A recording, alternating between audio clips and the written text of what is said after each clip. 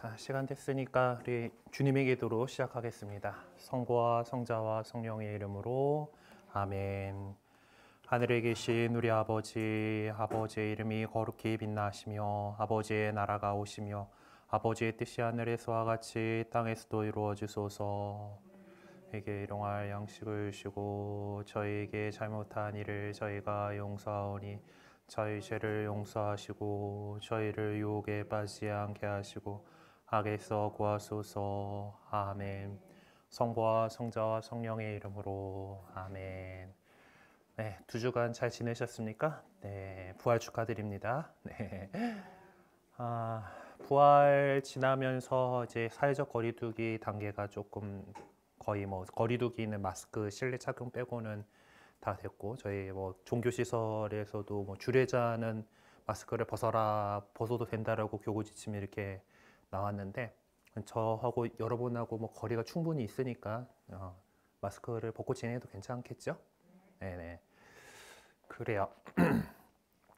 하여튼 뭐 조금 남긴 했습니다만은 이제 그래도 뭐 일상 회복으로 더 계속해서 나가고 있다라고 생각됩니다. 하여튼 그래도 여전히 좀 조심할 건 조심하고 이렇게 앞으로 이렇게 완전히 극복할 때까지 이렇게 잘 해 나가 보도록 하십시다. 오늘 또 해야 될 공부들을 또 열심히 할게요.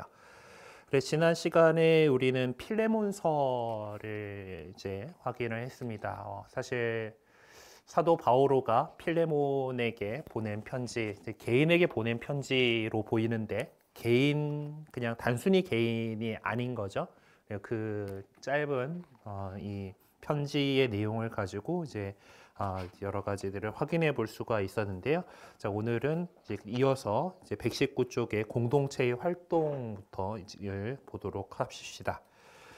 자, 그래서 여기서는 우리가 이 신약 성경 가운데에서 정말 짧은 이 서간을 통해서 우리는 이방인 세계에, 그러니까 유다인들이 살던 그 동네가 아닌 이방인 세계에 삶의 뿌리를 내리고 있던 그리스도교 공동체, 그러니까 그 전에는 헬레니즘 문화 안에서 여러 이제 다신교적인 그런 제의들, 그 그리스 신화 안에서 어떤 그런 삶을 살다가 그리스도교로 개종한 사람들로, 그러니까 하느님을 믿게 되고 예수 그리스도를 믿게 된 사람들을 이제 보통 이제 유다계 그리스도인들에 대해서 그 헬레니즘 문화 안에서 이제 그 출발한 사람들이다 해가지고 이제 헬레니스트라고 이렇게 부르고 있는데, 이제 그들의 삶에 대해서 몇 가지 특징들을 이제 보도록 합시다.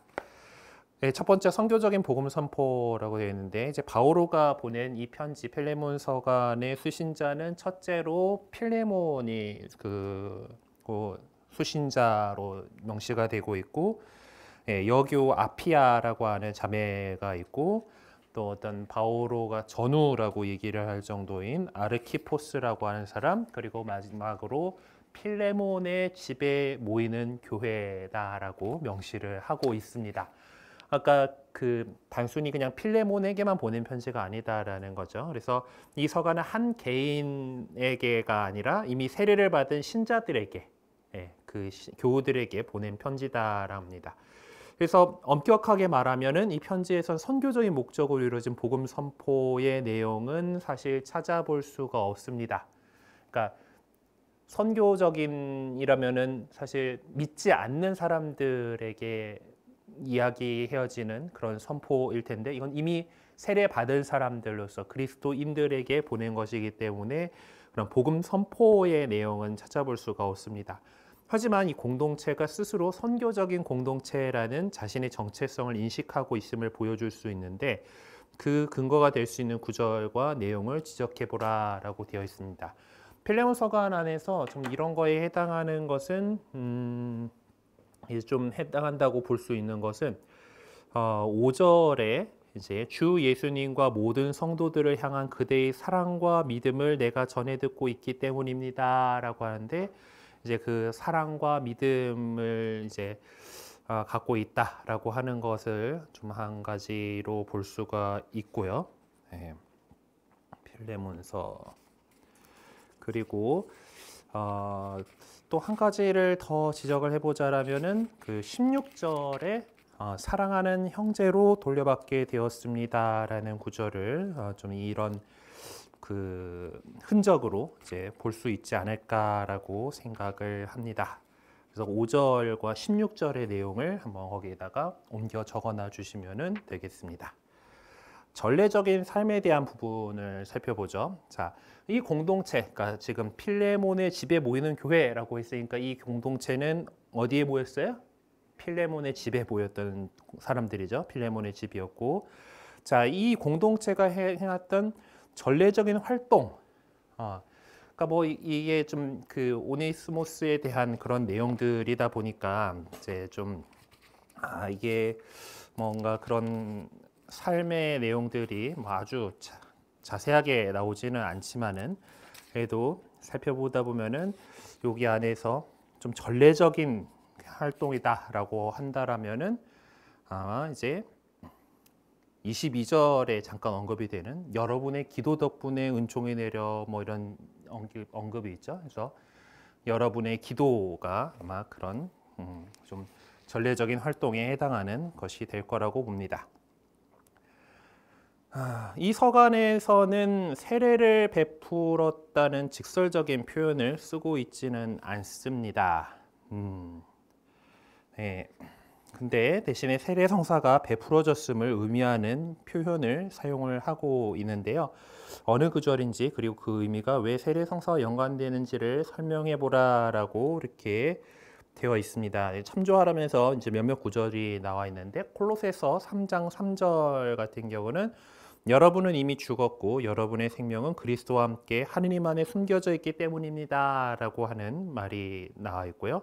로마서 6장 8절에는 우리가 그리스도와 함께 죽었으니 그분과 함께 살리라고 우리는 믿습니다라고 되어 있고 에페소서에는 잘못을 저질러 죽었던 우리는 그리스도와 함께 살리셨습니다라고 적혀 있습니다. 보면 다 죽었다 살아났다 부활의 의미를 갖고 있죠.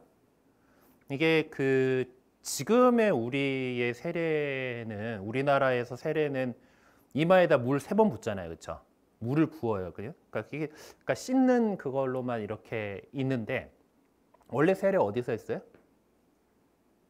예수님 세례 받을 때 요르단 강에서 했죠. 그래서 제일 좋은 거는 이제 살아있는 물, 그러니까 흐르는 강에 들어가 가지고 물에 잠기는 거예요. 그래서 침례라고 하는 건데 이제 물에 이제 들어가는 푹 잠기는 건데 물에는 두 가지 이미지가 있죠. 생명의 이미지가 있고 죽음의 이미지가 있어요. 그러니까 인간이 물에 빠지면 죽잖아요. 그렇죠? 물에 빠지면 나와야 돼요. 어쨌든 나와야지 살 수 있어요. 물 속에서 계속 생존할 수가 없습니다. 물론 적합한 뭐 이제 그 옷을 잘 갖추고 있으면은 생존의 시간을 좀 더 늘릴 수는 있긴 하지만은 어찌됐든 체온을 빼앗겨서 죽어요.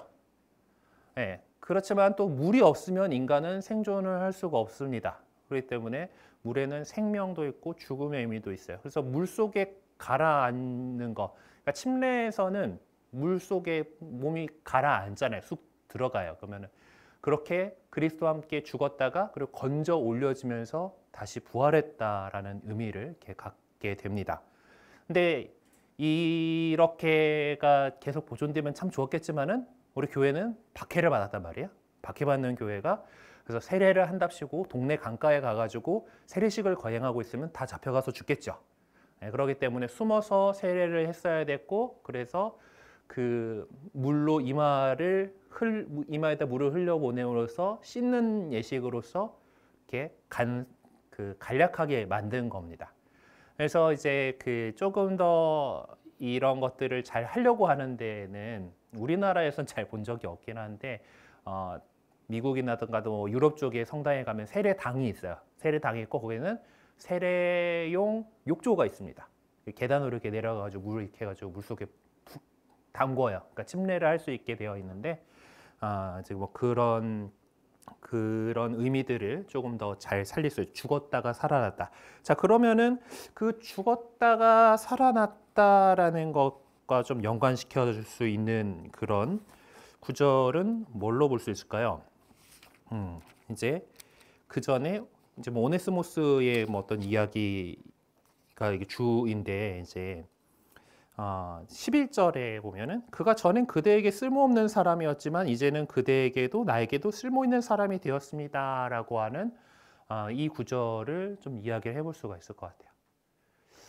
조금 억지로 끼워 맞추는 것 같은 감이 없지는 않지만 어쨌든 우리가 세례성사를 받음으로써 하느님 자녀로 어떤 우리 실존이 변화하는 거잖아요. 그렇죠? 그전에는 원죄에 물들어 있던 그런 존재였다가 이제 깨끗해져서 하느님의 자녀로 이렇게 변화하는 거예요. 부활의 삶으로 이제 넘어간 거예요. 자, 그렇다면은 그 이전에 오네시모스는 종이었고 잘못을 저질렀고 이런 어떤 그래서 이렇게 막 쓸모없는 사람이다라고 불릴 정도로 그랬지만은 이제 예수 그리스도를 믿고 세례를 받았을 거고 이제 그렇게 해서 이제 그대에게도 나에게도 쓸모 있는 사람이 되었습니다라는 어떤 실존의 변화를 이야기하는 이 11절의 그 표현이 아마 이 세례에 대한 이야기가 어떤 신분이 변했다라는 그런 뜻이잖아요. 그래서 그렇게 볼 수가 있겠다 싶습니다. 자, 3의 교리, 교육 및 교훈에 대한 부분인데요. 필레몬이 보여준 그리스도교적인 덕행은 세례받은 모든 신앙인들이 지녀야 할 덕행인데 필레몬 서간에서 그리스도교적인 덕행으로 간주되는 것은 무엇일까라고 하는데 우리 세례받은 신앙인들이 지녀야 할 덕행 그리고 그것이 필레몬이 보여준 덕행이다라고 이렇게 하는데 필레몬에 대해서 이렇게 칭찬하는 부분들에서 찾으면 되겠죠. 네. 그래서 아까도 살짝 나왔던 부분인데 5절에 보면은 그 주 예수님과 모든 성도를 향한 그대의 사랑과 믿음 이렇게 있는데 그 사랑을 한 가지로 꼽을 수 있을 거라고 생각을 하고요. 그리고 14절에 보면은 이제 그대의 선행이 강요가 아니라 자유로 이루어지게 하려는 것입니다라고 표현을 하고 있는데 어떤 것 선행이라고 하는 부분, 착한 일을 하는 거. 지난주에 아마 우리 천주교 4대 교리 그거 할 때도 상선벌학이라 그랬잖아요. 그러니까 그렇게 이제 선을 행하는 것, 선행을 하는 것들은 이제 그리스도교의 덕행으로 간주되는 것이 여기 나와 있는 부분이라고 할 수 있겠습니다. 자, 믿음이란 예수 그리스도께 투신하는 행위입니다. 그런 투신, 뛰어드는 자기 몸을 이렇게 던지는, 그러니까 뛰어드는 그런 행위는 구체적인 삶 속에서 표명되어야 할 것입니다. 바울은 이 편지에서 필레몬의 믿음을 들춰내며 기쁨을 감추지 못하고 있죠. 하지만 바울은 필레몬에게 그런 믿음의 구체적인 삶 안에서 표현될 수 있도록 실질적인 행위를 요구하고 있습니다. 물론 믿음을 가진 필레몬이 어떤 강요에 의해서가 아니라 자의적으로 표현할 수 있는 행동이어야 한다는 전제 조건이 충족되어야 하겠죠. 필레몬에게 바오로가 요구하고 있는 구체적이고 실천적인 믿음의 표현이 될 수 있는 행동이란 어떤 것인가 그것을 좀 찾아보자라고 그리고 그 행위가 주는 시대적 의미가 우리에게 무엇을 요구하는지도 지적해 보자라고 이렇게 되어 있는데요.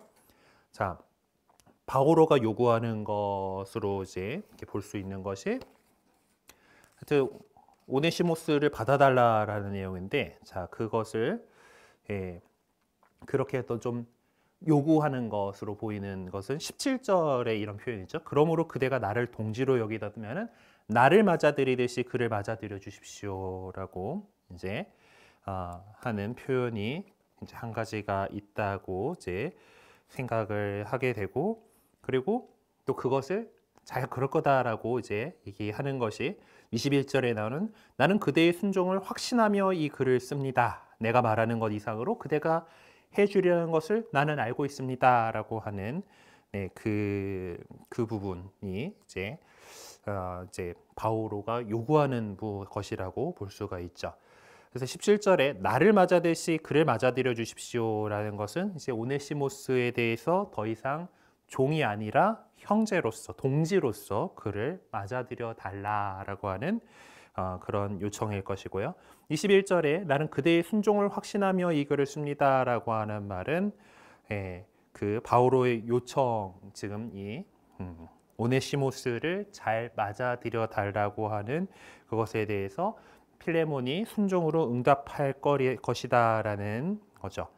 결국 이것은 그 당시의 어떤 그런 상황으로 볼 때는 정말 혁명적인 것이라고 할 수가 있습니다. 네, 그 사회 구조 속에서 다 노예 제도로 통해서 어떤 경제가 이렇게 돌아가고 있던 그런 곳에서 그런 세상에서 아주 대단한 것이고 그것은 정말 그 복음의 요구에 대한 그 복음의 요구에 대한 답변은 정말 한계가 없다라는 것을 우리에게 보여주는 그런 내용이라고 할 수가 있습니다.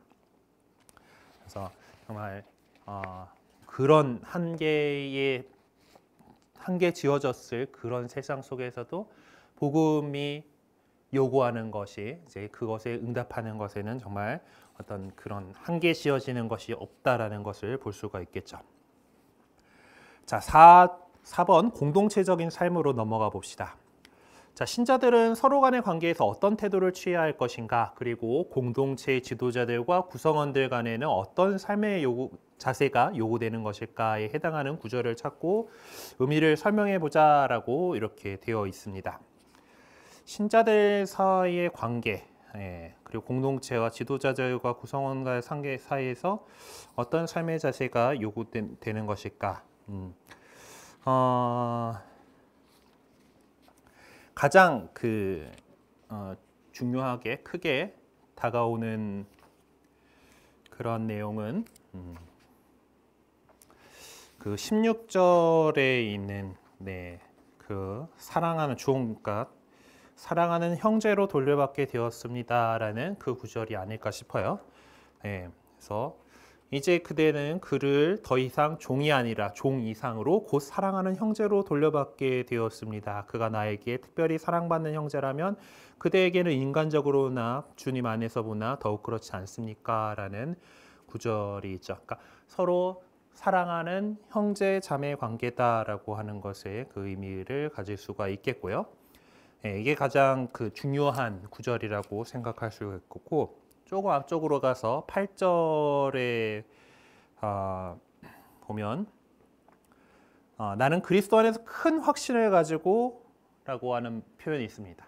그러니까 우리가 그리스도 안에서, 그러니까 부활과 이제 그 안에서 우리가 하느님의 자녀라고 하는 그 믿음에 대해서 큰 확신을 가지고라는 부분을 이제 바라볼 수가 있죠. 그래서 그리고 거기에 대해서 이제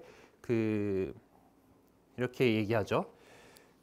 마땅히 해야 할 일을 명령할 수도 있지만 사랑 때문에 오히려 부탁을 하려고 합니다라고 바오로 사도가 얘기합니다. 바오로는 지도자죠. 혹시 필레몬 역시 그 공동체의 지도자였을 겁니다.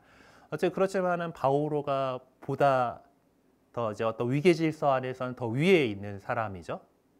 사도라고 하는 권위를 갖고서 이제 그 필레몬에게 신앙을 전해줬었고 그렇게 가르쳤던 사람으로서 사실 이렇게 명령할 수도 있지만 그렇지 않고 부탁한다. 사랑 때문에 부탁을 하려고 한다라고 하는 면에서 지도자 어떤 명령이 아니라 그 사랑으로 다가가는 것이고 그리고 거기에 대해서 어떤 기꺼운 마음으로 순종으로 응답을 하는 것이다라고 하는 그 부분들이 이제 8절에서 9절에 나와 있고 또 21절에도 보면은 이제 그대의 순종을 확신하며 이 글을 씁니다라고 이렇게 얘기한 것처럼 어떤 그 순종으로서 그런 지도자의 사랑에 이렇게 응답한다라는 거예요.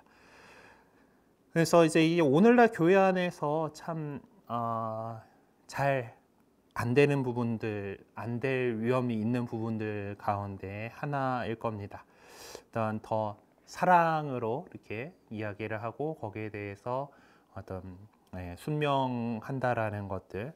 근데 그 지도자 쪽에서, 그러니까 뭐 본당에서도 치면은 뭐 신부님들이 정말 그렇게 사랑으로 이렇게 잘 이렇게 해야 되는데 이제 그런 것들이 좀 잘 안 되는 경우들이 또 이렇게 있고 또 그리고 그런 것들에 대해서 응답하는 부분에 있어서도 또 어떤 세상의 가치에 따라서 더 이렇게 따지게 되는 그런 우리들의 모습들에서 좀 반성을 해볼 필요가 있을 것 같습니다.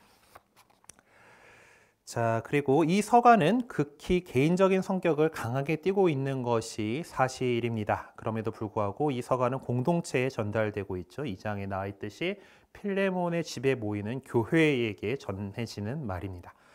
자, 믿음을 그러니까 신실하게 실천해 나갈 신앙인 각자의 삶은 공동체적인 삶에 대한 축복으로 나타납니다. 5절에서 6절에 그 표현이 있다고 하는데, 자, 뭐 주 예수는 사랑이 드러내고 있고 그 안에서 그리스도께서 모든 선을 깨달아 그대가 더욱 활발히 믿음에 동참할 수 있기를 빕니다라고 얘기하는 그런 내용들이 그런 공동체 안에서 이루어진 것이다라고 볼 수 있는 거죠. 자, 그럼 믿음의 삶은 공동체의 어떤 모습을 창출해내는가라면서 사도행전 2장 42절을 이렇게 참조하라고 되어 있는데 그 안에는 친교를 이뤘다라는 표현이 나옵니다. 그러니까 즉 이 공동체는 친교의 공동체이다라고 하는 것을 이렇게 그런 이 믿음과 사랑이 이렇게 있다라면 당연히 그 안에서 친교가 창출되어 나온다라는 것을 알 수가 있겠습니다. 자, 그리고 세 번째, 이제 인간적이고 사회적인 문제에 과감히 맞서 투쟁하는 그리스도교 공동체라고 이렇게 되어 있어요. 자, 종의 신분을 지닌 사람들로 구성된 그리스도 공동체들 안에서는 이 노예제도 자체가 문제시 되지 않을 수 없었습니다. 우리 형제 자매라고 하는데 현실적으로 이 세상에서는 여전히 신분제도가 철폐되지 않고 있었던 것이고, 그리고 그렇게 뒤집을 수 있는 그런 상황도 아니었죠. 예. 자, 그래서 이런 노예제도 이런 것에 대해서 바오로 사도는 곳곳에서 이제 언급을 하고 있습니다. 그래서 코린토전서 7장 20절에서 24절에 이제 나오는 이제 말씀부터 이렇게 적어보라고 되어 있는데요. 하나씩 찾아서 나중에 적어보시고요. 저는 답안지를 조금 커닝을 해가지고 이렇게 읽어드리도록 하겠습니다. 코린토전서 7장 20에서 24절에는 이렇게 적혀 있어요. 저마다 부르심을 받았을 때의 상태대로 지내십시오. 그대가 부르심을 받았을 때 종이었습니까? 그것을 마음에 쓰지 마십시오. 자유인이 될 수 있다 해도 오히려 지금의 상태를 잘 이용하십시오. 주님 안에서 부르심을 받은 종은 이미 주님 안에서 해방된 자유인입니다. 라고 이렇게 적고 있고요. 에페소서 6장 5절에서 9절에는 종 여러분, 그리스도께 순종하듯이 두려워하고 떨면서 순수한 마음으로 현세의 주인에게 순종하십시오. 사람들의 비위를 맞추기 좋아하는 자들처럼 눈가림으로 하지 말고 그리스도의 종으로서 하느님의 뜻을 진심으로 실행하십시오. 사람이 아니라 주님을 섬기는 것처럼 기쁘게 섬기십시오. 종이든 자유인이든 저마다 좋은 일을 하면 주님께 상을 받는다는 것을 알아두십시오. 그리고 주인 여러분, 여러분들도 종들을 이와 같이 대해 주십시오. 겁주는 일은 그만두십시오. 그들의 주님이시며 여러분의 주님이신 분께서 하늘에 계시고 또 그분께서는 사람을 차별하지 않으신다는 것을 알아두십시오라고 이렇게 권고하고 있습니다. 콜로새서 3장 22절에서 4장 1절에는 이렇게 돼 있어요. 종 여러분, 무슨 일에서나 부모에게 순종하십시오. 이것이 주님 마음에 드는 일입니다. 아버지 여러분, 자녀들을 들볶지 마십시오. 그러다가 종 여러분? 이거 여기 이상한데? 뭔가? 자녀 여러분 아니야? 콜로새서 3장 22절 봅시다. 종 여러분 맞네? 현세의 주인에게 무슨 일에서나 이게 뭔가 지금 섞였다. 자, 성경에 있는 걸로 읽을게요. 네. 종 여러분, 무슨 일에서나 현세의 주인에게 순종하십시오. 사람들의 비유를 맞추기 좋아하는 사람처럼 눈가림으로 하지 말고. 이게 왜 에페소서 똑같은 내용인가? 어쨌든 네, 주님을 경외하면서 순수한 마음으로 순종하십시오. 무슨 일을 하든지 사람이 아니라 주님을 위하듯이 진심으로 하십시오. 주님에게서 상속 재산을 상으로 받는다는 것을 알아두십시오. 여러분은 주 그리스도의 종이 되십시오. 불의를 저지른 자는 자기가 저지른 불의의 대가를 받을 것입니다. 여기에는 사람을 차별하는 일이 없습니다. 주인 여러분, 종들을 정당하고 공정하게 다루십시오. 여러분에게도 하늘의 주인이 계시다는 것을 알아두십시오. 라고 이렇게 얘기를 하고 있고요. 그리고 그 다음에 어디니? 갈라티아서 3장 28절이 있고 로마서가 있죠. 갈라티아서 3장 28절. 그래서 유다인도 그리스인도 없고 종도 자유인도 없으며 남자도 여자도 없습니다. 여러분은 모두 그리스도 예수님 안에서 하나입니다. 라고 하는 말이 적혀 있고요. 로마서 10장 12절.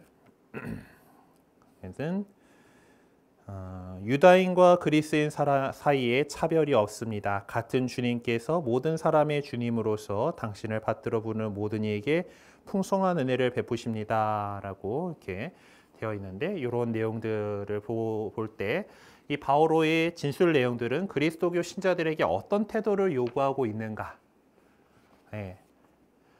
자, 하느님이 계시다라는 것을 갖고 그걸 통해서 자신이 처지에 종이든 자유인이든 유다인이든 그리스인이든 남자든 여자든 그것이 자신의 그 처지에 대해서 충실하라라고 하는 것이 이제 바오로가 요구하는 것이죠. 하지만 이제 그렇다고 해서 바오로 사도의 이 주장이 그래 그 뭐 지금 자유인이 될 수 있다 하더라도 뭐 자신의 처지를 잘 이용하십시오라고 하는 이 말이 그래서 그 노예 제도에 대해서 옹호하거나 그건 그냥 그렇게 가야 한다라고 이야기하고 있는 것은 아니죠. 보면은 주인들에게도 똑같이 요구를 하고 있습니다. 하느님 그들에게도 하느님이고 당신에게도 하느님이신 그 하늘에 계신 하느님께서 지켜보고 계시다라고 하는 것, 그것에 하느님에 대해서 마땅히 두려워할 줄 알고 당신이 그 자신에게 맡겨진 종이라 하더라도 그 함부로 대하지 말라고 하는 그것을 강조를 하고 있죠. 그러니까 그것은 그 당시 사람들이 노예에 대해서 갖고 있던 거하고 다른 사고 방식인 겁니다. 그리스도인으로서 그렇게 해야 한다라는 거죠. 그래서 그 자신의 처지에 충실하되 그 안에서 우리 그리스도인으로서 할 수 있는 것들을 이렇게 하자라고 하는 것이 바로 바오로의 요구라고 할 수 있겠습니다. 그러니까 그 시대의 사회적, 경제적 이제 그 차원에서 볼 때 이 노예 제도를 단번에 폐지시킨다라는 것은 사실상 불가능했죠. 그리고 실제로 노예 제도가 완전히 철폐된 것은 1000년도 넘는 세월이 더 지나서야 가능했습니다. 그렇죠? 이제 그렇게 그런 것들을 볼 때 이제 바오로 사도 역시 그 당시 상황 속에서 바로 노예제도 철폐를 주장한 것은 아닙니다. 하지만 노예제도가 폐지되어야 된다라는 원칙적인 입장은 암묵적으로 밝히고 있죠. 그러니까 아까 뭐 읽었던 것들 그 갈라티아서나 로마서의 것처럼 종도 자유인도 없으며라고 사실 마침내 이루어질 하나님 나라에서는 그러하다라고 하는 것에 대해서 이렇게 이야기를 하고 있는데요. 자, 바오로는 그래서 모든 신자들이 이제 그리스도 안에서 하나가 되었다. 다 여러분들은 하느님의 자녀로 하나가 되었다라고 하는 그것이기 때문에 어떤 그런 그리스도인의 공동체를 이루기 위해서는 자신이 갖고 있던 원래 어떤 거였느냐 어떤 그 기득권을 버리고 형제적인 사랑을 구체적으로 실현해야 한다라고 강조하고 있는 거죠. 그리고 더욱 믿음이란 구체적인 삶을 통해서 확정되어야 하기 때문에 초대교회 신자들은 우선적으로 노예제도가 보편되어 있던 이 시대에 대해서 문제의식을 갖고 복음을 실천하는 모습을 보이도록 요구받고 있습니다. 다른 사람들이 자기 노예에게 대하는 것이 아니라 물론 그 사람 노예가 맞아요. 자기 일을 해야 되는 사람이고 그러지만은 그래도 형제요 자매로 인격적으로 대우를 하라고 이렇게 얘기를 하는 거죠. 그래서 이 필레몬 서가는 이제 복음의 어떤 사회적 도전이라고 부를 수 있는 내용들을 내포하고 있고 이 복음이 강생하다. 정말 이 세상 안에서 살아 움직일 수 있도록 어떤 우리 그리스도인이 지혜롭고 현명한 그런 길을 선택해야 한다라는 그런 내용들도 갖고 있습니다. 이게 그냥 우리는 이제 뭐 디어퍼라고 이렇게 하면은 그렇죠? 우리나라에 이제 그 복음이 전해졌을 때도 그랬었잖아요. 그래서 이게 다 형제와 자매서 이제 그래서 무군무부의 뭐 이런 집단이다 뭐 이렇게 얘기가 있었잖아요. 이게 그 임금도 없고 아버지도 없다 뭐 이런 식으로 이렇게 한다. 근데 사실 우리 그러진 않잖아요. 근데 이제 그 예수 그리스도 안에서 형제 자매다라고 하는 그걸 갖다가 이제 외국 사람들이 그렇게 이식할 수 있고 공격할 수 있다라는 거예요. 그런 것처럼 이 시대 역시 마찬가지였기 때문에 그 사회 구조를 확 변화시키려고 하지는 않는다라는 거죠. 하지만은 각자의 그 처지 안에서 그리스도인으로서 어떻게 복음을 살아갈 것인가, 그것을 이야기를 하고 있습니다.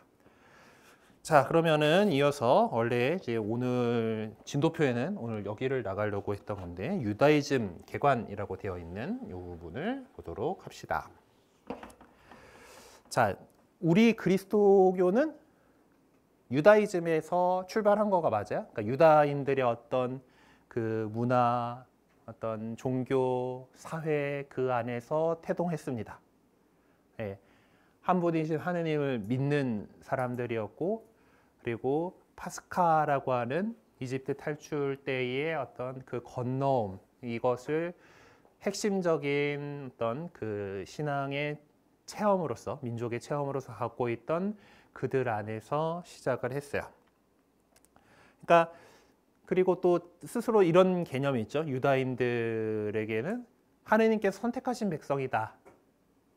아브라함을 선택하셨고 그 아브라함의 후손이다. 그리고 다른 그 여느 민족들 사이에서 자신들을 하느님의 백성으로서, 하느님의 백성으로 뽑힌, 이제 뭐 선민의식이라고 표현을 하긴 하는데, 하여튼 그렇게 해서 직접적인 다른 나라 사람들은 여전히 아직 그런 미신들에 있지만은 야훼 하느님을 알고 믿고 따르게 된 그런 하느님의 백성이다라는 자부심이 있죠. 이제 그런 유다인 공동체의 어떤 전체적인 삶, 문화, 그런 것들을 유다이즘이라고 할 수 있을 거예요. 자, 우리가 오늘날의 특정 교회의 모습에 대해서 연구하고자 한다라면은 필연적으로 우리 여러 가지 요소들을 참조해야 할 겁니다. 지금 대한민국에 있는 한국의 천주교회의 모습들을 얘기하기 위해서는 지금 현대의 이 모든 뭐 문화적, 사회적 이런 것들도 다 이야기를 해야 돼요.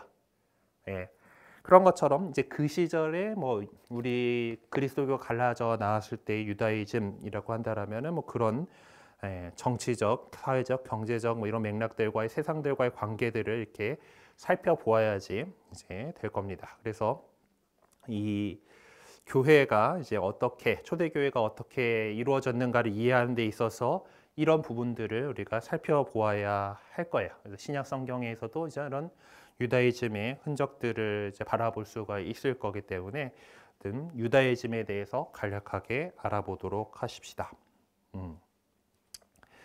그래서 여기에서 제시하게 된 몇 가지 내용들이 이제 초대교회를 이해하는데 상당한 뭐 도움을 줄 수 있을 것이지만은 뭐 그렇다고 해서 우리 신약 성경은 역사를 기술하려고 하는 책이 아니죠.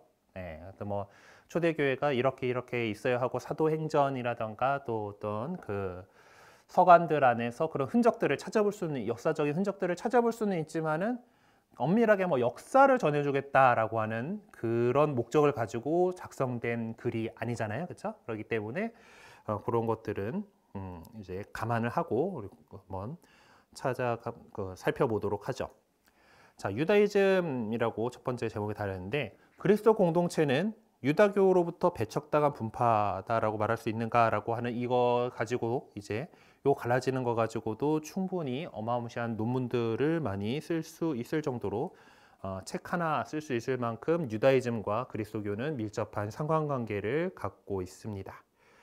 사실 그리스도교는 유다이즘 안에서 탄생되었고 그렇지만은 결국 유다이즘으로부터 분리되기에 이릅니다. 역사를 보게 되면은 그리스도교 공동체와 유다인 공동체는 시대와 장소에 따라서 때로는 좋은 관계를 유지하기도 하고 때로는 서로 강렬하게 대립하기도 했었습니다. 네, 우리 관심이 집중되는 연대, 이 초세기에 교회가 이제 성장하는 그 모습들을 이제 볼 때 유다이즘을 크게 두 시대로 구분을 해볼 수가 있어요. 네, 그 시점은 기원후 70년에 있었던 일입니다. 이때 있었던 것은 예루살렘의 파괴예요.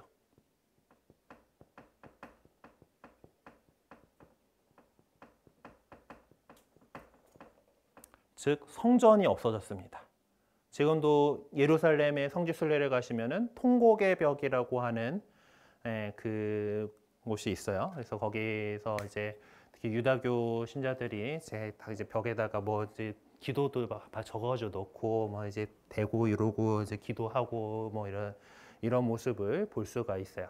그 통곡의 벽이 뭔가 하면은 이 사건 때 기원후 70년에 로마 군단이 예루살렘을 점령하고 예루살렘을 철저히 파괴하면서 본보기로 성전의 서쪽 벽만 남겨놓고 싹 밀었거든요.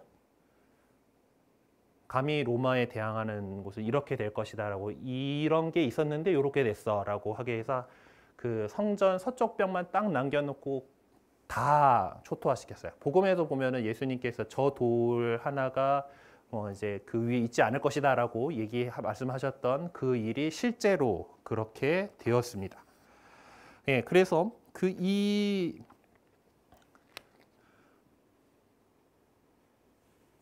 예루살렘 성전이 이제 없어졌다라고 하는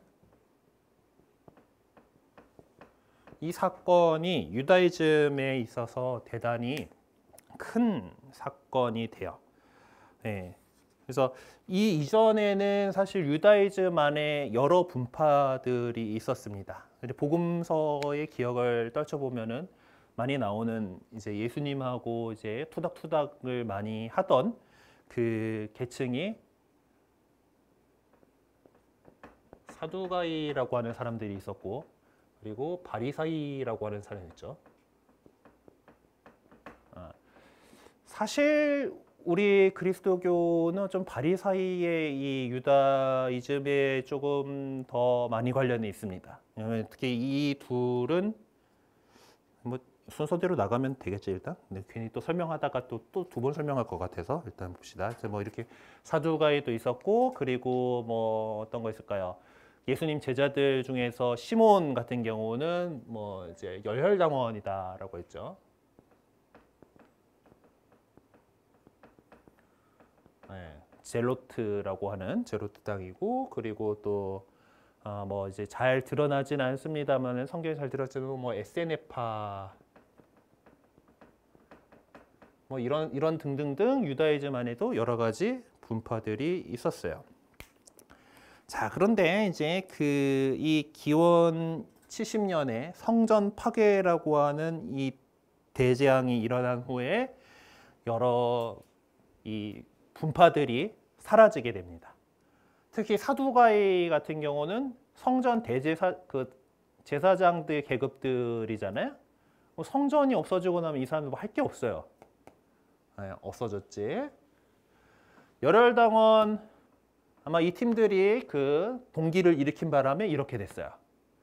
네. 로마한테 대들다가 이제 그 봉기를 일으켰기 때문에 다 죽었겠죠. 네. 그렇게 됐고 에세네파도 이제 뭐 광야에서 뭐 이렇게 살고 뭐 그랬는데 뭐 그 시절에 이리저리 하다가 또 사라져 갔어요. 그래서 결국 지금의 유다교는 이제 이 바리사이들의 어떤 그 계보를 따라갑니다. 뭐 그런 것들을 한번 나오겠죠. 자세히 봅시다. 70년 이전의 유다이즘에 보면은 예루살렘 성전이 파괴된 기원 후 70년 이전 유다인 사회 속에는 다양한 종교 그룹들이 난립하고 있었어요. 그래서 다시 말해서 예수님께서 세상에 오시어 하나님 나라의 복음을 선포하시던 때 유다인 사회는 여러 종교 그룹들이 난립하며 나름대로 정통성과 진정성을 내세워서 사람들에게 영향력을 확대하려고 했었습니다. 한 가지 확실한 것은 비록 다양한 종교 그룹들이 활동하고 있었지만은 어떤 것이든 그 출발점은 성경. 예, 여기서 성경이란 지금 우리의 구약 성경이겠죠. 자, 하지만 성경을 해석하고 이해하는 데 있어서 적지 않게 차이점을 드러낼 수밖에 없었는데 그때까지 사실 구약 성경이 뭐가 정경이다가 확정되어 있지 않았습니다. 예, 우리 가톨릭 교회도 성경이 이거다 하고 정확하게 정경 목록을 땅땅땅 한 거는 마르틴 루터가 종교개혁을 일으키고 난 다음에 일었던 트렌토 공의회 때 정확하게 선포를 했어요.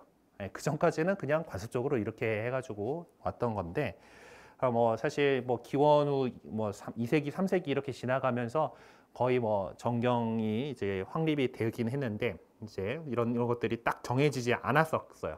그러니까 성경과 어떤 비슷하게 어떤 하느님의 영감을 받아가지고 작성한 그런 작품들 그런 것들이 이제 어떤 그룹에서는 이것이 자기네들의 경전으로서 받아들여지고 있었고 어떤 그룹에서는 아니었고 하는 그런 것들이 있었습니다. 네, 어쨌든 그래서 그 본질적으로는 같은 신앙을 살았다고는 할 수가 있지만은 이제 그런 면들 안에서 약간씩 달랐던 것이고, 예, 그래서 유일하신 하느님, 한 분이신 하느님을 섬기는 그 신앙은 이 유다이즘 안에 여러 종교 그 그룹들의 출발점이었습니다.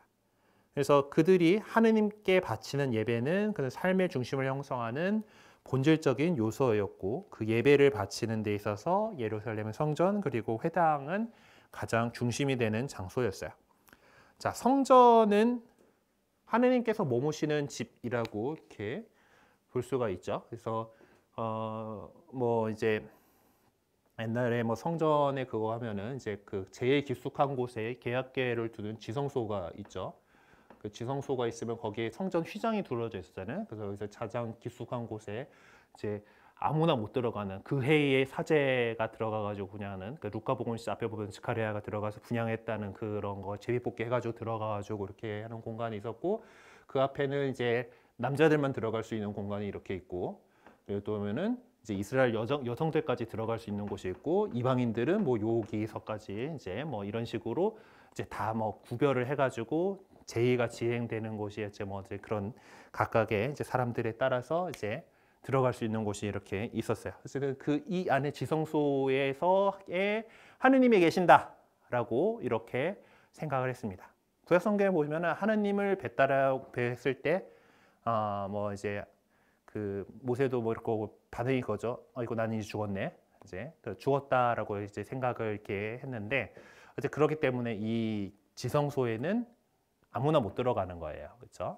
하나님께서 그쪽에 계시다라고 현존을 상징하는 것으로 이렇게 했고 성전은 하나님께 예배드리는 거룩한 장소고 성경에서는 특히 예루살렘 성전을 지칭합니다. 그리고 예루살렘 성전은 이스라엘 백성이 함께 모여서 예배드리고 기도하는 삶의 중심지였죠. 그리고 구약의 예배 체제에서 성전은 하나님 선조를 모시고 그분과 만나는 장소였고 인간은 희생 제사로서 하나님께 다가가고 하나님은 또 용서와 계시로서 응답하시고 기도에 또 응답해 주시는 그런 곳이었어요. 그래서 구약 시대에는 성전을 하나님께 예배드리는 유일한 곳으로 강조했죠. 네, 기본적으로 보면은 북이스라엘에 대해서 유다에서 엄청 까는 이유 중에 이유가 성전에서 제사 안 드리고 지네 멋대로 제단 쌓았다가 크잖아요, 그렇죠? 네, 그래서 사마리아 사람들에 대해서 예수님 시대에 이렇게 그 이방인 대우를 했던 것도 역시 그 사람들은 북이스라엘의 그 전통에 따라서 그리즘산에서 하나님께 예배를 드려야 된다라고 이렇게 봤기 때문에 그래요.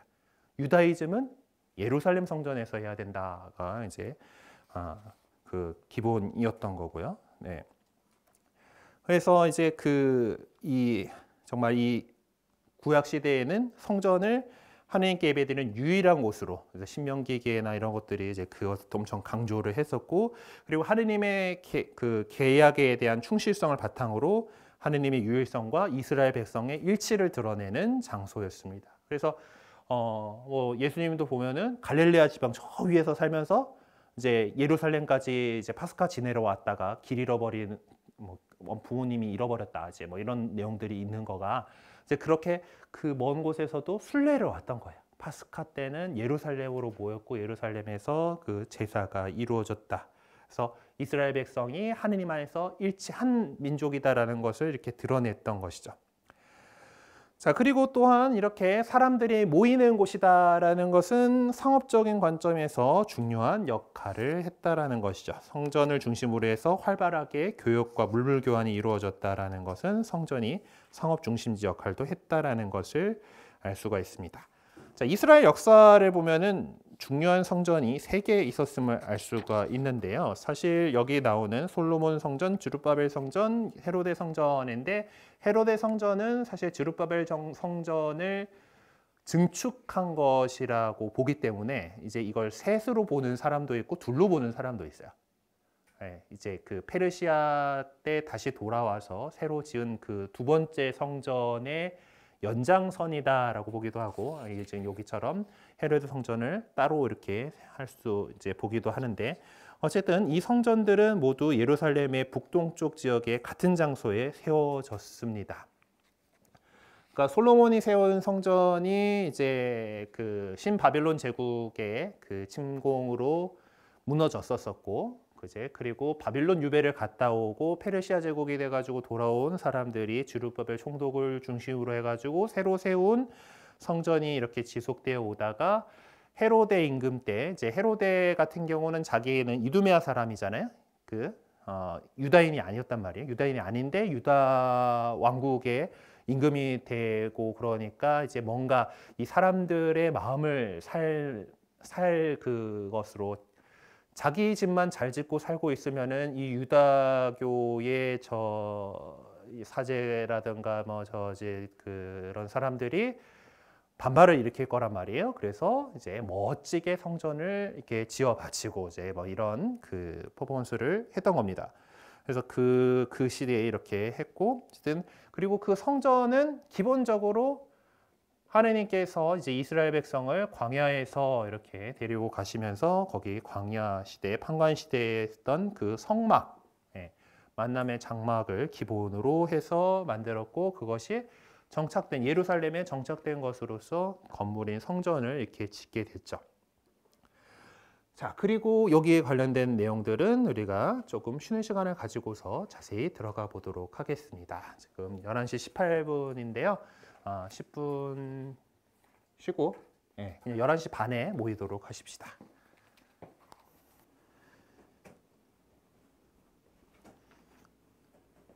자, 다들 돌아오신 것 같으니까 이제 둘째 시간 이어나가 보도록 합시다. 이제 성전들에 대해서 자세한 설명들이 나와 있는데요. 뭐 이제 이리저리 지었다라고 하는 내용이니까 이건 읽어보는 걸로 하시면 되겠습니다. 사실 뭐 우리 입문 때 뭐 이렇게 하면서도 한번 뭐 본 적이 있을 거고 어쨌든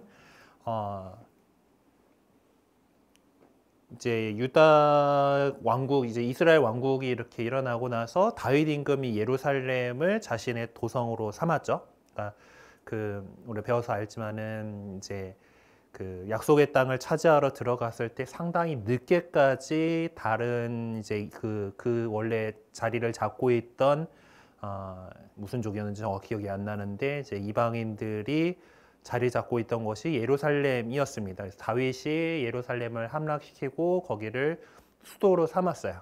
그래서 뭐 왕국이 완전 안정되고 뭐 그랬으니까 이제 자신은 뭐 왕궁에 살고 있는데 하느님의 그 거처는 여전히 천막이고 뭐 이러면서 성전을 지으려 그러니까 하느님이 너 아니고 네 아들 때 이렇게 그래서 너희 왕자를 이제 계속해서 굳건하게 해주겠다라고 약속하시면서 네가 그것까지 신경 안 써도 돼라고 이렇게 말씀을 하셨고 이제 그리고 나서 아들이 솔로몬이 짓기 시작을 했습니다. 그래서 솔로몬 왕 통치 4년부터 해가지고 약 7년 정도 걸려서 완성되었다라고 보는데 이스라엘이 조금 뭐 모자란 부분들은 이제 다른 나라의 기술자들을 데리고 와가지고 이렇게 했던 것 같고 결국 요거는 바빌론이 예루살렘을 침공해가지고 이제 멸망시키면서 파괴되었습니다. 성전의 보물들도 다 이제 바빌론으로 이렇게 가져갔고, 그리고 개약의 궤 역시 이 시절에 바빌론의 침공으로 인해서 소실된 것으로 보여요. 왜냐하면 그 제2성전, 주르바벨 성전은 이제 바빌론에 가져갔던 기물들을 가져와서 다시 이렇게 하기는 했는데 개약궤는 없어진 것으로 이렇게 보입니다. 하여튼 제2성전은 이제 주룹바벨 당시 유다 총독의 어떤 그 주도하에 이제 완성했기 때문에 이렇게 그 이름을 붙이는 거고, 보통 그냥 제2성전 보통 이렇게 표현을 하는데요. 아무래도 어떤 그 솔로몬 임금 때처럼 이스라엘 왕국의 전성기인 건 아니잖아요. 그죠? 페르시아에 의해서 어찌저찌 다시 그 바빌론 유배 갔다가 돌아오기는 했고, 이제 뭐 그 성경에 따르면은 페르시아에서 상당한 지원을 한 것으로 보이기는 하지만은 그렇다고 해서 옛날에 그렇게 화려한 성전을 짓지는 못했을 것으로 보입니다. 하여튼 그렇게 해서 공사를 이렇게 했었고, 네. 그래서 나름대로 다시 성전이 들어섬으로 인해서 이때 유다교의 종교적 중심지의 상징이 되었고, 이제 이 사제직이 어떤 그 다윗의 어떤 왕통이 사실 끊겼잖아요, 그렇죠? 이제 멸망을 했었고, 이제 그렇게 했기 때문에 성전이 생기고, 그 성전의 사제로 봉직하는 것이 어떤 이제 권위를 갖게 되는 부분이 됩니다. 그래서 헤로데 임금 들어서기 전에 이제 마카베오 항쟁이라든가 이제 이런 것들에서 보면은 이제 그 사제고 임금이고 막 같이 막 하는 그런 것들이 나오고, 막 이제 형제 사이에 그거 나눠 먹고 막 이러고 저러고 하다가 또 이제 결국 로마한테 이렇게 먹히게 되는 건데, 이제 그 사이에서 이제 헤로데가 정치적으로 줄을 잘 타가지고 이제 이스라엘 왕국의 왕이 되고 상당한 이제 그 뭐 부를 누리고 이제 그랬기 때문에 성전을 증축을 했어요. 헤로데는 이제 기원전 37년에 이제 로마에서 유다인들의 왕으로 이제 인정을 받고 나서 성전을 확장할 것을 계획을 했습니다. 그래서 이 제2성전을 뭐 이제 헐고 다시 지은 것이 아니라 이제 거기서 증축을 이렇게 했었기 때문에 헤로데 성전 역시 그냥 중개축한 정도로 이렇게 보고 있어요. 그래서 사실 이제 헤로데 통치 18년인 기원전 20에서 19년 전 시작을 하긴 했는데, 예수님 시대에도 사실 완성된 게 아니었던 거예요. 그래서 쭉 이렇게 공사들을 이리저리 이렇게 해가지고 대략 전체적인 모든 것들이 완공된 거는 기원 후 64년을 보고 있습니다. 그래서 64년경까지 이제 겨우 완성을 했는데, 몇 년, 그 10년도 못 가가지고 이제 70년에 완전히 이제 그 폐허가 되어 버렸던 거죠. 사실 이제 이 바빌론 유배로 인해서 이제 그 도저히 예루살렘 성전으로 올 수 없는 곳에 이제 유다인 사람들이 살잖아요. 그리고 늘 이렇게 그 순례를 다 올 수 있는 건 아니기 때문에 유다교의 어떤 모습은 회당이라고 하는 제도를 중심으로 오게 됐습니다. 시나고게라고 그리스 말로 얘기하는데, 지금 우리가 하고 있는 시노드의 앞에 그 SYN하고 똑같은 거죠. 함께 모이는 겁니다. 함께 모이는 집인 거죠. 회당. 그래서 모이는 당이다라고, 이제 건물이다라고 보시면 되겠어요. 그래서 유다인들이 모이던 공공 집회 장소였던 회당은 지역 공동체의 종교적, 사회적 활동의 중심지가 되었습니다. 그리고 또한 예배와 종교 모임 장소이기도 하고 학교이기도 하고 또 사법기관이기도 했던 것으로 보입니다. 일단 이 회당의 출현은 유다교 안에서도 큰 변화를 가져왔어요. 그러니까 그 성전에서는 희생제사를 주로 바치는 곳이었잖아요. 그래서 그 뭐 제물로 바칠 비둘기, 양, 염소 뭐 이런 것들, 뭐 소 이런 것들을 사고 파는 뭐 이런 것들도 있었고, 이제 그래서 그런 희생제사가 이루어지는 곳이었다면, 회당에서는 그런 흔적들은 없어요. 말씀 중심이었던 거죠. 그래서 그런 이제 그 성전에서 거행되던 그 희생제사가 이제 회당에서는 기도하는 것, 그리고 종교적인 학습으로 대체되었습니다.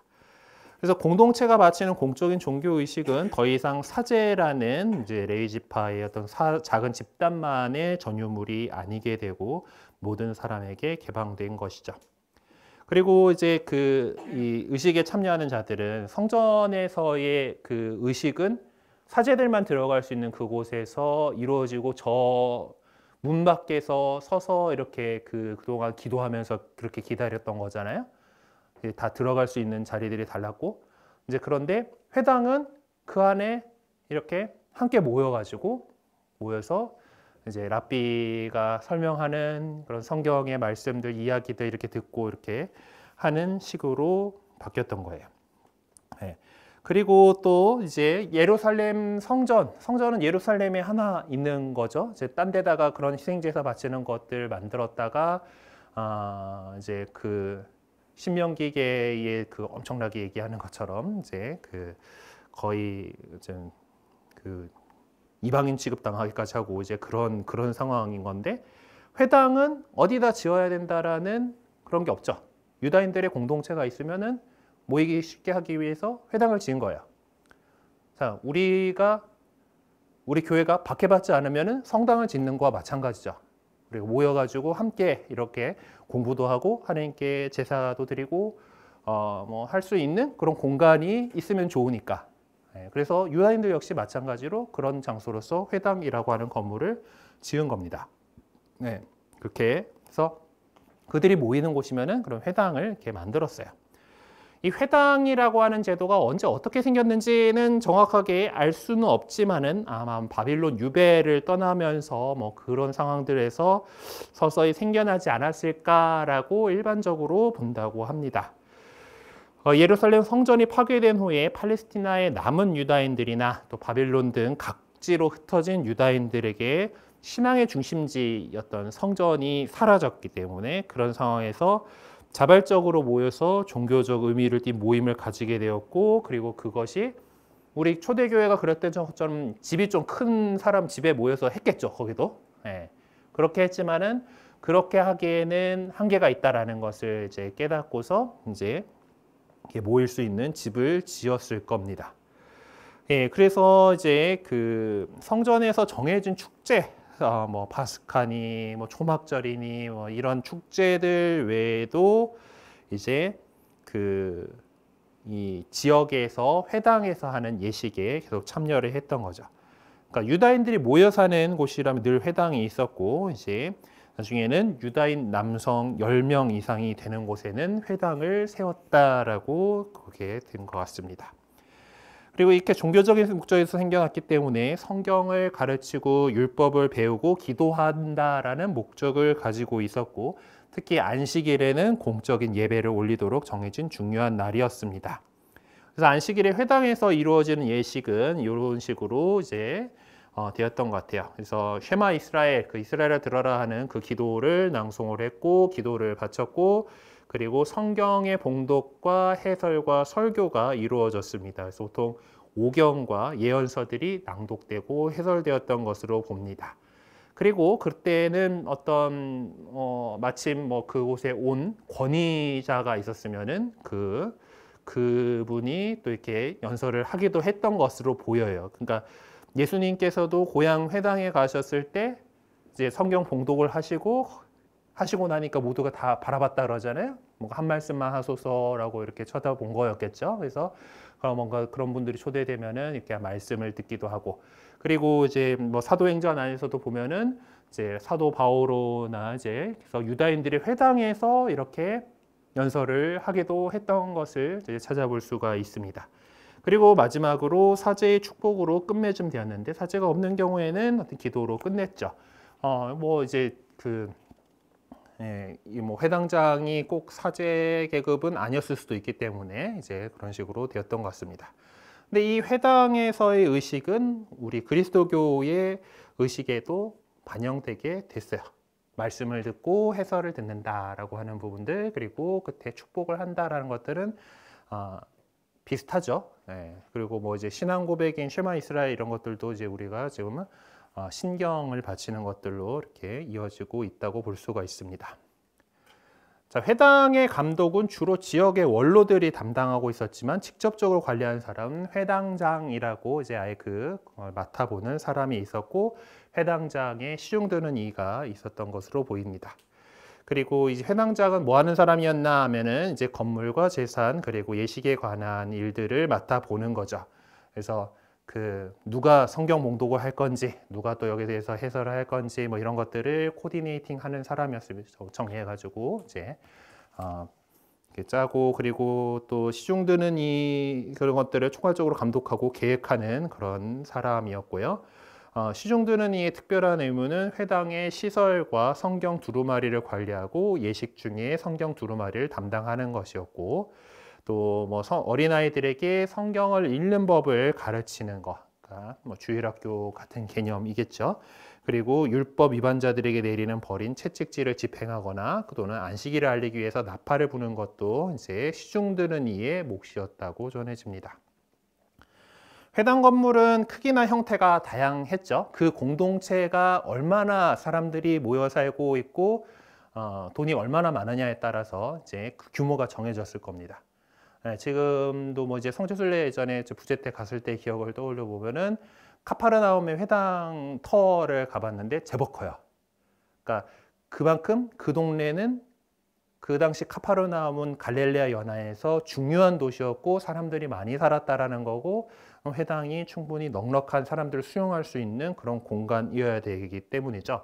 그러니까 그렇게 크게 지어진 데들도 있고, 또한 뭐 아무튼 그 나자렛에서 이제 그 회당 성당이 있거든요. 그 예수님께서 희년을 선포하셨다라고 하는 그런 데 가면은 지금 요 공간보다 좀 작아요. 그런 데는.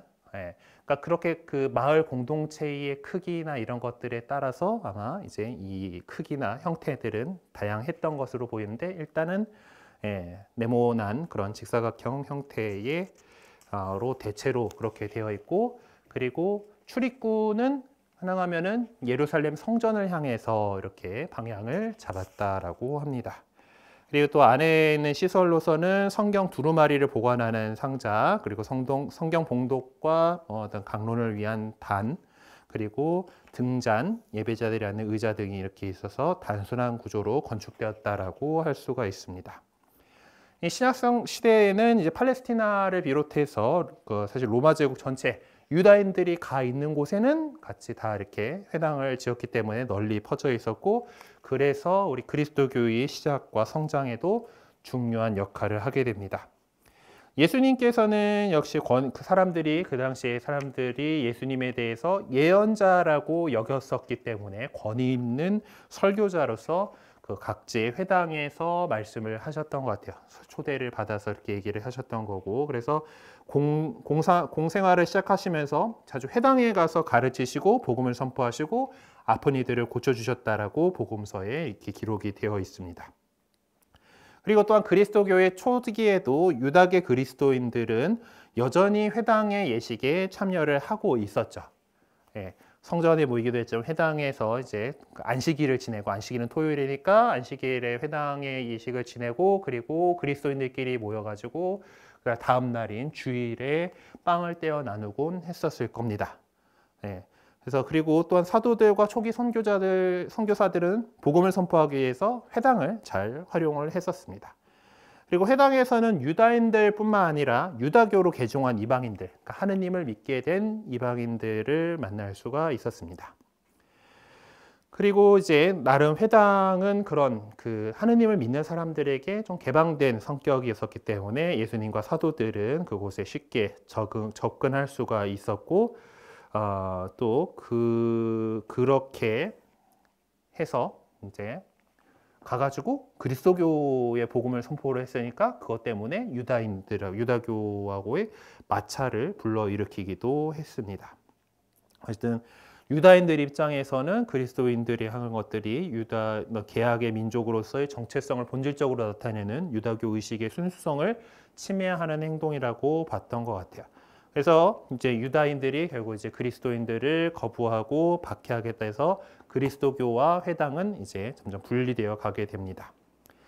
자, 핵심적인 유다교 분파들이 나와 있는데, 아까 뭐 얘기 나와 있던 잠깐 얘기했던 것들이 자세하게 나와 있는 것 같아요. 기원 후 70년에 성전 파괴 이전에 난립했던 유다교 분파들에 대한 것들이고, 그리고 그것이 우리 그리스도교에 미친 영향들이 좀 적지 않았던 그룹들이 있었습니다.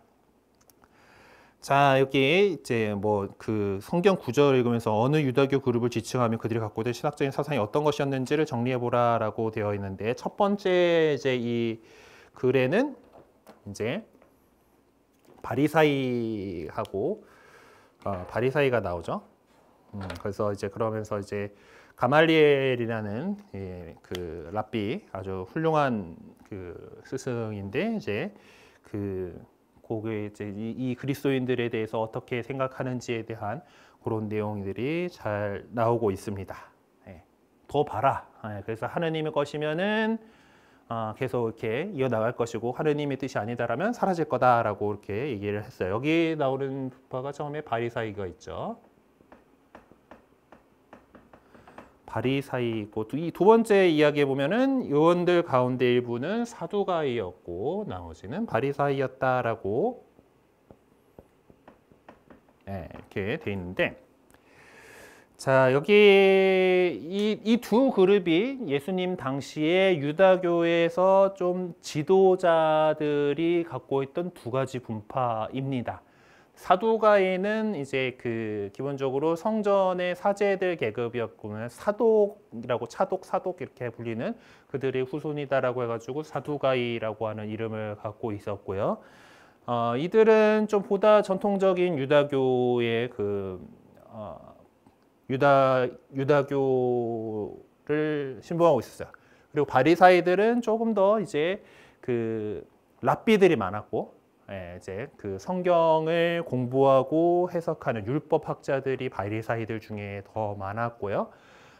그리고 이들이 갖고 있는 그 중요한 이제 차이가 두 번째 이야기에 나오죠. 바오로 사도가 이제 최고위에서 이렇게 얘기를 합니다. 나는 바리사이고 바리사이 아들입니다. 나는 죽은 이들이 부활하는 희망 때문에 재판을 받고 있는 것입니다. 라고 얘기를 하면서 이 아내가 난리가 납니다. 이 둘이 이제 갖고 있었던 내세관이 달랐어요. 사두가이들은 그냥 이제 죽고 나면 뭐 없다. 죽은 자들의 공간으로서 이제 왜 우리가 지난 이제 입문 때 배우셨긴 했을 것 같은데, 이 당시 사람들이 갖고 있던 세계관은 땅은 평평하고 뭐 여기 뭐 산과 뭐 이런 것들이 있고, 뭐 물도 이렇게 물이 이렇게 바다들이 이렇게 있고, 그리고 위에 궁창으로 이렇게 있고, 그 위에 또 하늘 위에 물이 또 이렇게 있고, 지하에는 이제 그 죽은 이들의 공간이다라고 이렇게 이제 창세기 이야기할 때 또 요 도식들 기억나시죠? 이게 죽은 이들의 공간이에요. 그래서 사두가이들은 죽었으면 여기 죽은 이들의 공간인 이거 이름 뭐라 그랬지? 하여튼 그 지하 세계로 간 거예요. 그냥 여기 그냥 뭐 지옥처럼 막 이제 뭐 벌 받고 뜨겁고 이제 뭐 뜨겁고 하는 것들은 조금 나중에 후대에 이제 생각나는 건데, 그냥 컴컴하고 축축하고 하여튼 뭐 이제 그냥 생기 없는 그런 나라예요. 하여튼 그런 곳이고, 그렇게 그냥 그렇기 때문에 이 사두가이들은 현세에서 잘 먹고 잘 사는 게 제일 중요한 거야. 갖고 있는 자신들의 부, 어떤 권력 이런 것들이 제일 중요해요. 되게 현세적인 사람들이었어요. 그렇기 때문에 그걸 기득권을 유지하기 위해서 그 지배자인 로마하고도 좋은 관계를 맺고 있는, 적절하게 이제 그 관계도 잘 총독하고도 관계 잘 맺고 이제 이렇게 있는 거고, 바리사이들은 이제 그 유다교도 이제 나름대로 이제 살아가다 보면은 좀 뭐 묵시 문화 이런 것들도 발전하고 막 이러면서 그 이제 바빌론 유배로 인해서 이제 그 멸망당했잖아요. 그 다시 회복할 거란 희망이라던가 이런 것들 때문에 이제 그 내세에 대한 것이 생겨나기 시작해요. 그래서 그 여기도 바리사이들이 갖고 있는 신앙은 나중에 언젠가, 지금 죽어서 땅에 묻히긴 하지만은 부활할 거다라고 하는 믿음이 있어요. 그래서 지금도 이제 성지순례를 가서 예루살렘을 이제 보게 되면 예루살렘 구시가지가 이렇게 언덕 위에 이렇게 있습니다.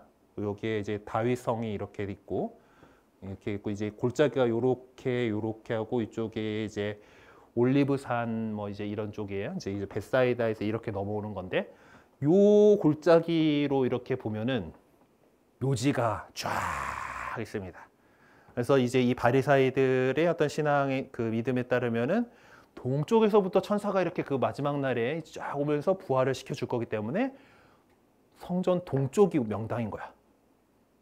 요쪽에 이제 그 묻혀 있으면은 빨리 부활할 거다 해갖고 여기에 이렇게 묘지들을 써요.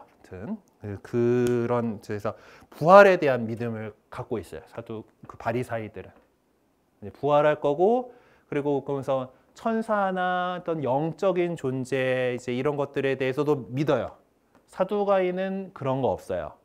현실적인 데니까 이 사람들은 이제 그렇게 조금 이제 이 둘이 좀 이제 나뉘게 됩니다. 그러면 우리는 천사도 있는 거 알고 부활에 대해서도 믿고 하니까 사두가이가 아니라 바리사이들의 어떤 전통을 우리는 받아들인 거겠죠. 네, 그 바리사이들의 유다이즘을 우리 그리스도인들은 이제 받아들이고 있어서 이제 뭐 바오로 사도 역시 원래 바리사이로 성장한 사람이기도 하고 그리고 어떤 사람들은 예수님도 바리사이 중에 하나가 아니었겠는가, 바리사이로서 교육을 받은 사람이 아니었겠는가라고 생각을 하기도 합니다. 하지만 바리사이들하고 예수님하고의 어떤 예수님의 가르침하고의 결정적인 차이는 그 율법의 본질이 뭐냐. 율법을 잘 지키겠다고 이제 그 이것저것 규정들을 많이 만들어 놨잖아요. 그러니까 바리사이들은 그런 것들도 철저하게 지킴으로써 자신이 이제 하느님 앞에 떳떳한 사람이다라고 이제 생각을 해왔던 거고 예수님께서는 그것 다 지키는 거 뭐 이런 거가 중요한 것이 아니라 그 안에 있는 정신, 하느님 사랑하고 이웃을 사랑하는 그 율법의 가장 중요한 계명을 잘 지키는 것이 중요한 것이다라고 얘기를 했기 때문에 티격태격 그 다툼이 있었던 거예요. 바리사이들은 철저하게 율법을 지켜야 된다는 주의였고, 그래서 바리사이라는 뜻 자체가 달라라는 뜻이에요. 다르다. 그 율법 제대로 못 지키는 니들하고 우린 다른 존재야 라고 하는 그런 의미를 갖고 있습니다. 자, 그리고 이제 3번에 보면 36쪽에 136쪽에 3번을 보면은 여기 보면은 요한의 세례입니다 라고 이렇게 합니다. 그러니까 요한 역시 상당한 세력을 형성했던 것으로 보여요. 그렇죠? 예수님 오시기 전에 그 구세주께서 오시기 전에 그 준비를 시키기 위해서다라고 우리 복음은 이야기를 하고 있지만은 사실 어쩌보면은 이제 그 요한 세례자 요한의 운동에 어떤 사람은 그렇게 이런 식으로 표현하는 거예요. 이제 예수님도 거기서 세례를 받았던 거가 그 운동 안에 있다가 예수님이 나온 게 아니겠는가라고도 이야기를 합니다. 어쨌든 그 세례자 요한을 따르던 제자들도 많았었기 때문에 그 후에 이제 이런 독자적인 세력으로서 이제 다른 곳에 이렇게 전해졌을 수도 있죠. 그래서 코린토에 갔다가 이제 에페소로 이제 갔을 때 에페소에서 이제 사람들을 이제 만나게 되는데 그들이 요한의 세례만 받았다라고 해서 이제 성령을 안수하자 성령께서 그들에게 내려서 성령의 세례를 했다라고 하는 이야기를 갖고 있죠. 그래서 세례자 요한의 일파들이 있었을 거고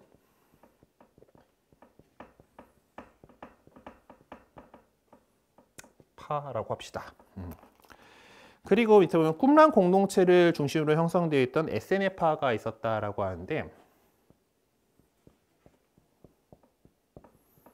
에세네파도 역시 좀 보면은 그 세례자 요한 역시 이 에세네파에 속해 있었지 않았을까라고 사람들이 봅니다. 왜냐면 여기도 보면은 물로 씻는 거 되게 강조해. 세례처럼 뭐 씻고 정결례 이런 거 되게 강조해요. 그 꿈란에 보면은 이런 걸 위한 뭐 그 욕조나 이제 그런 그 이 씻는 예식 세례를 하기 위한 그런 공간들이 또 마련되어 있는 것들을 이제 볼 수가 있고 이제 그런데 이 에세네파는 사실 이제 신약 성경 안에서는 그렇게 그 구체적인 정보를 제공해 주지 않고 있습니다. 그리고 여기가 이제 워낙 이제 성경을 중요시하게 여겼던 사람들이죠. 말씀에 대해서. 그렇기 때문에 그 사해 문서라고 얘기하는 이제 쿰란이라고 하는 데가 이스라엘이 이제 뭐 이렇게 그냥 도식하면은 띡 이렇게 그러잖아요. 이제 갈릴레아 호수하고 사해하고 이렇게 있고 이렇게 그래서 지중해가 이렇게 들어있고 이제 예루살렘 한 여기쯤 있어요. 요쯤에가 이제 쿰란인데 이제 이 건조한 지역 사해 근처에 건조한 쿰란인데 여기서 이제 그 예수님 시대의 구약 성경 필사본들이 그 지난 세기 초에 20세기 초인가 19세기 말인가 하여튼 그때 발견이 됐어요. 그러니까 이 사람들이 여기 어떻게 된가 그 유다 항쟁 때 여기도 역시 그 로마에 의해서 이제 점령을 당하게 되잖아요. 그 군대가 쳐들어온다 그러니까 이 사람들이 성경을 되게 중요하게 여겼다 그랬잖아요. 자기들이 갖고 있던 성경 그 두루마리들, 양피지로 된 두루마리들을 갖다가 항아리에 담아가지고 깊숙한 동굴에다가 숨겨놨던 거예요. 근데 그거가 요 동네가 건조하니까 아주 잘까지는 아니지만 상당히 보존이 된 채로 있었는데 이제 어떤 양치기 소년이 잃어버린 양을 찾으려고 막 열심히 다니다가 이 동굴 속에 혹시 양이 들어갔나 싶어가지고 돌을 이렇게 톡 던져봤는데 뭔가 쨍그렁하는 소리가 나더라 해가지고 들어가서 보니까 이제 그 항아리들하고 그 안에 들어있는 두루마리들을 발견을 해가지고 이제 그때 이제 그 성경의 어떤 그 히브리어 사본의 필사본에 되게 중요한 고고학적 발견을 하게 됩니다. 그래서 그것들을 만들었던 데가 에세네파예요. 네. 거기도 뭐 결국 이제 70년대 이후에 이제 그 쿰란 공동체 역시 거기도 몰락하고 이러면서 역사 속으로 사라져 버렸습니다. 하여튼 뭐 그렇기는 하지만은 또 이제 그 이들의 어떤 그 흐름이 또 요한계 공동체로도 좀 이어지지 않았는가 하는 그런 흔적들을 이렇게 볼 수가 있어요. 자, 그리고 이제 이 기원 후 70년 이후에는 어떻게 되어 가는가? 여러 가지가 있었는데 기원 후 70년에 로마의 티투스 장군이 이제 그 예루살렘을 완전히 장악을 하고 파괴하게 되지요. 예, 이 티투스는 황제까지 오릅니다. 티투스 황제가 돼요, 나중에. 하여튼 이게 성전이 파괴됐어요. 자, 그럼 이제 예배드릴 장소가 없어지는 거고 바빌론 유배 때와 똑같은 상황이 되어 버린 거죠. 자, 그래서 성전 중심이던 없어졌고 쿰란이나 이쪽에 있던 얘네들도 없어졌어요. 그래서 바리사이들이 이렇게 그나마 이제 회당을 중심으로 하고 있던 바리사이들이 이제 남았죠. 그래도 그 자신들의 민족성, 정체성을 갖다가 이렇게 지키려고 하기 때문에 이 바리사이들이 랍비들이 모여가지고 그럼 어떻게 이 상황을 해 나가야 될 것인가에 대해서 모여서 회의를 했다고 해요. 그래서 그것이 이제 얌니아라고 하는 도시에서 했던 회의다라고 하는데 오늘날의 또 연구들에 따르면 이게 있었는가에 대해서 의심을 좀 갖기는 하는데 어쨌든 있었다라고 보고 이렇게 합시다. 어쨌든 이때 가장 중요한 일은 그리스도교에 대해서 단절하는 것하고 그리고 자신들이 어떤 성경을 바탕으로 해가지고 정체성을 지켜나가야 되기 때문에 구약 성경의 정경 목록을 확정 지은 거예요. 이었다라고 전해져요. 그래서 이 얌니아 회의에서 랍비들이 모여서 히브리어로 되어 있는 성경들 39권을 정경이다라고 이렇게 선언을 합니다. 네, 인정을 하고 있는데 우리 구약 성경이 이제 기원전 3세기경에 번역 작업이 있잖아요. 그리스어 번역 작업이 있어. 그걸 갖다 70인역이라 가지고 이거지. LXX 70인역이라고 표현하는 이 70인역 성경이 있는데 이때 성경은 46권이에요. 지금 우리가 갖고 있는 46권의 구약 성경을 갖고 있어요.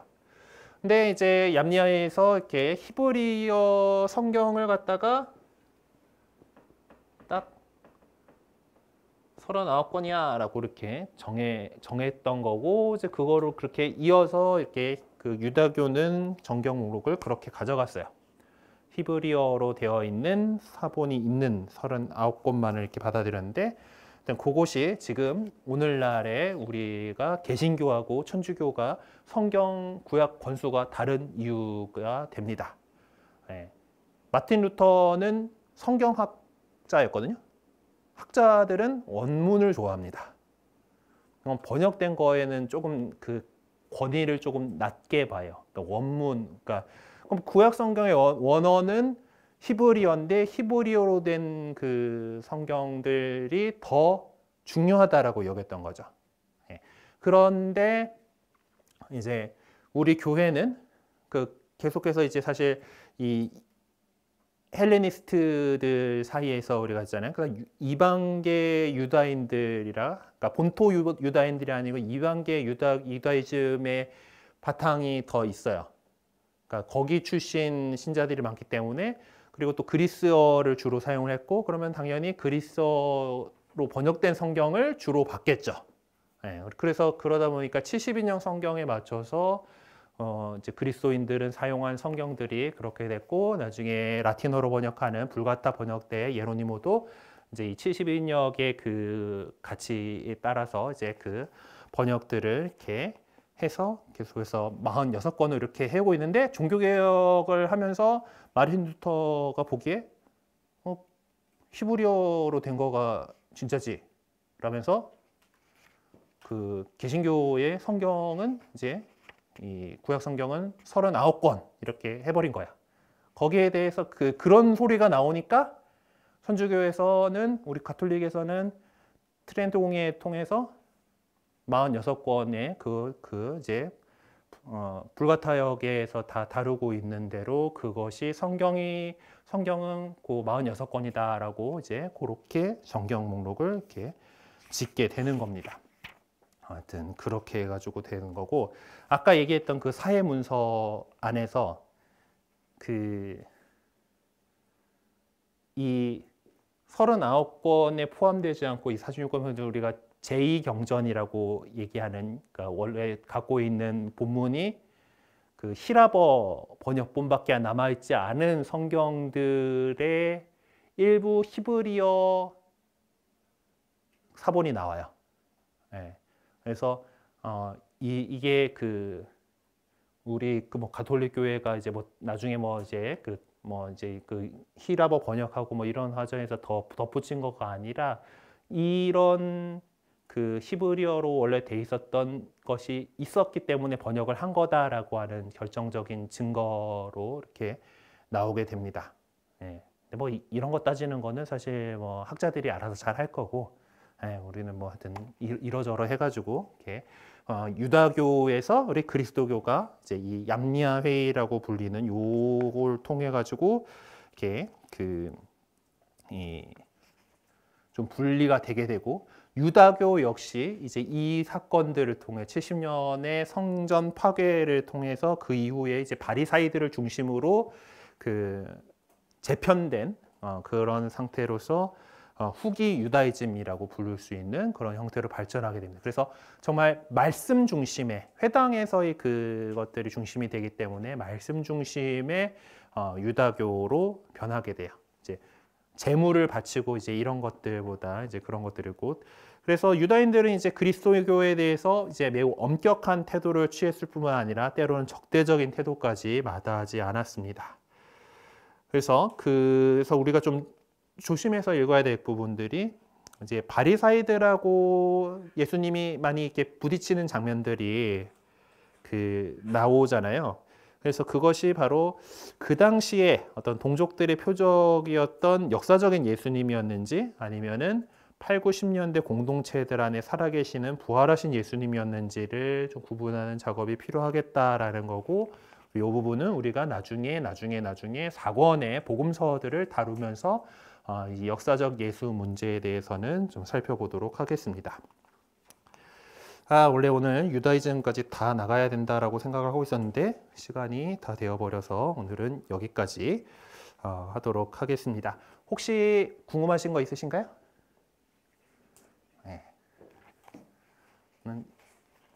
여차저차 해서 이렇게 갈라졌다. 갈라졌고 갈라지긴 했고 이제 그렇게 해서 이제 좀 독자적으로 나오긴 했는데 이제 우리 그리스도교 역시 초기 그리스도 역시 그 유다이즘의 어떤 기반을 두고 있고 그 안에서 특히 이제 이 바리사이들의 어떤 유산들이 남아 있는 그런 부분들을 그리고 를 볼 수가 있죠. 그리고 유다교 역시 바리사이적이 그들이 이제 지금까지 현대의 유다교의 그 밑바탕이 되었다라는 것을 이렇게 볼 수가 있습니다. 자, 그러면 오늘은 이제 그 말씀 나누기에서 이제 여섯 번째 주거를 한번 보시면 될 것 같은데요.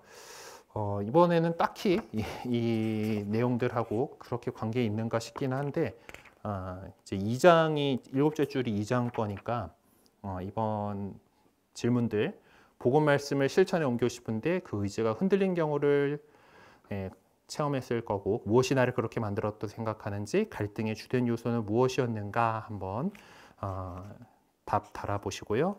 그리고 우리가 많은 어려움에도 불구하고 흔들림 없이 믿음을 살 수 있게 한 것이 어떤 일이 있었는지 그 은혜로웠던 순간의 기쁨을 좀 정리해 보시면 좋겠습니다.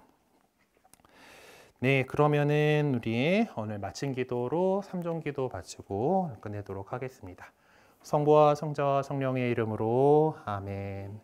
하늘의 모우님 기뻐하소서. 할렐루야. 아드님께서 할렐루야. 말씀하신 대로 부활하셨나이다. 할렐루야. 저희를 위하여 하느님께 빌어소서. 할렐루야. 동정 마리아님 기뻐하시며 즐거워하소서. 할렐루야. 주님께서 참으로 부활하셨나이다. 할렐루야. 기도합시다. 하느님, 성자 우리 주 예수 그리스도의 부활로 온 세상을 기쁘게 하셨으니 성자의 어머니 동정 마리아의 도움으로 영생의 즐거움을 얻게 하소서. 우리 주 그리스도를 통하여 비나이다. 아멘. 성부와 성자와 성령의 이름으로 아멘. 네, 수고하셨습니다. 부활 3종 기도는 부활 시기가 끝나야 외워지고 외워질 때 되면은 안 하고 그래서 네, 저도 보고합니다.